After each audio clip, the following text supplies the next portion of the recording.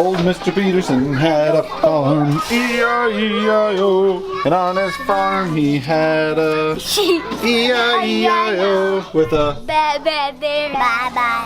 Here up. Woof woof. No, bye-bye. They're bye-bye. Bye-bye. Okay, so in my classroom this week, we are learning all about farm animals and farm stuff. So I want to take you through a few of the fun activities that we are doing, starting with a craft that we're making. We're making a craft using paper plates that I actually saw on Pinterest. I saw this idea. They're painting paper plates red with a fork, so they kind of get that feathered look or that spiky look. This is going along with our reading of the Little Red Hen. So we read the Little Red Hen, we're talking about sequencing and predicting and all that stuff. And then we're making this craft to go along with it. So they painted their plates, they're letting them dry. I gave them red and yellow construction paper, and I just let them do the rest of it freely. Besides that, they're doing that, the rest of it they're doing on their own, because the cool part about these is they end up looking different. So every single one looks a little bit different. So this is my friend Delaney. There's her little red hen. Here is Eden's little red hen. Here is Oscar's little red hen. This way. Here is Reese's little red hen. So every single one looks a little bit different. And then they're cool because they'll stand up on their own with the paper plates down like that, which looks adorable. They look so cute. Oh, I guess you couldn't see that. There they are standing up on their own. And then we're gonna hang those around the room.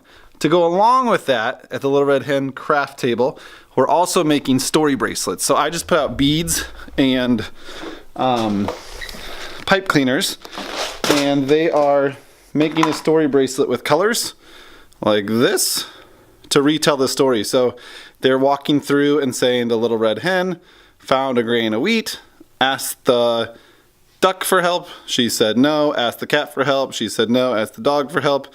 She, the little red hen, had to do it all by herself, and then they keep going. So they got to make those little bracelets using beads, matching up the colors, and then they took that home to retell the story with their family, and they were so excited about that. Anytime they get to make something like that and keep it, they absolutely love it. Another fun activity, whoa, totally almost knocked my camera off the table, is playing this game, and I'm not sure where this came from. My friend Tiffany next door gave this to me. I don't know where she got it from, so sorry if it's yours. Comment below if you made this. Maybe she made it, I don't know.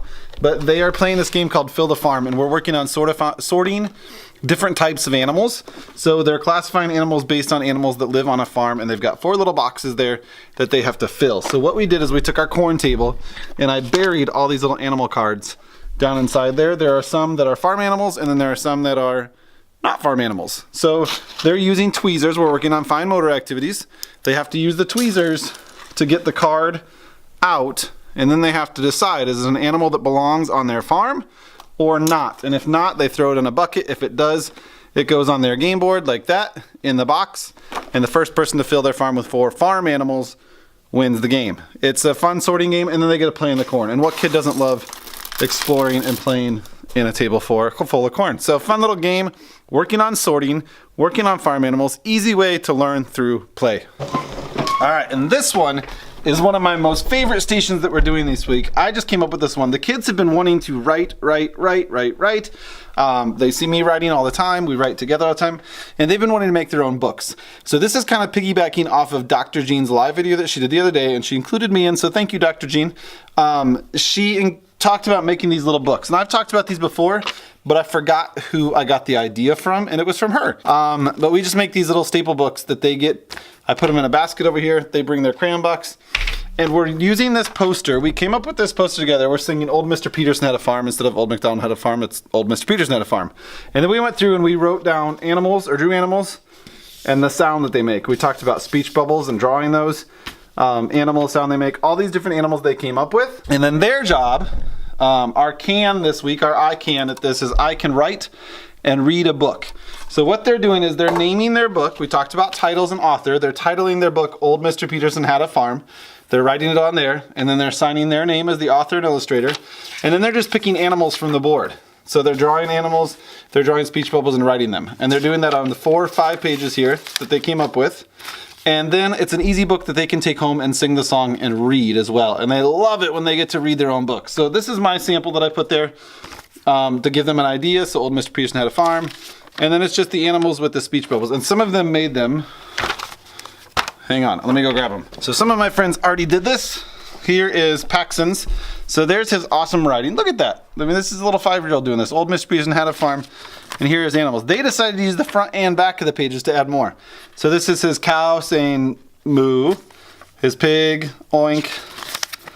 He drew another cow, moo. A cat, meow, he wrote. There is his duck saying quack.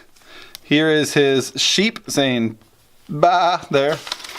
And here is his horse, and he wrote neigh inside the box. So how cool is that? Such a fun little idea, and you want ways to get your kids to be motivated to write. What better way than this? They're working on so many skills here. They're working on copying from the board. They're working on their handwriting. They're working on drawing. They're working on what they know about farm animals to go with our unit. And then they're making a little book and they're practicing their reading at home. So fun, easy activity to incorporate into your writing center. Just make a poster with the kids. Oh, and my higher ones, and I've challenged them all to do this, but I know my higher ones will take advantage of this. They're actually trying to write the animals' names too. So Pax told me he was not done yet.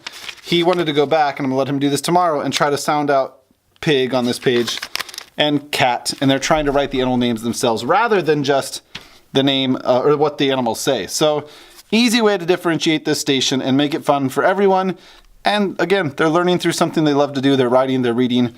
What more could you ask for? All right, so I hope you enjoy and can get some use out of all those farm activities I showed you. I should have mentioned, I think I said I found this on Pinterest. I don't remember where I saw it. There were so many different sites that had a craft like this with paper plates and hand. I don't think I told you, this is their handprint. They're tracing their handprint to make the tail. But I love these. How cute are those little red hens? And what a great way for them to remember the story and be able to go home and tell their family about the story than to make their own little hen. And again, they all look different. Creativity at its best. Seriously, you can't get any cuter than that. Those are the cutest little crafts. And if this was your original idea, thank you. Again, it's all over the internet, so I don't know where it originally came from, but there's a simple craft to go along with the little red hen. Wonderful, wonderful old fairy tale, folk tale. That's it for me. If you can use any of these crafts or ideas in your classroom, please use them, share, tag, like, you know the drill. Send it with a teacher that might be working on farm in their room. We're going to continue farm stuff throughout this week. Then we're getting into fire safety pumpkins and a big unit that I'm excited to be working on, and you'll hear more about that soon. I mentioned yesterday or the day before that I've got a few big announcements coming up. Those will be coming soon, but thank you guys for watching today. Enjoy the farm stuff. I hope you enjoy it, and hope you find a way to use it in your classrooms. Thanks for watching, guys. Bye-bye. Here up. Woof, woof. No, bye-bye. Say bye-bye. Bye-bye.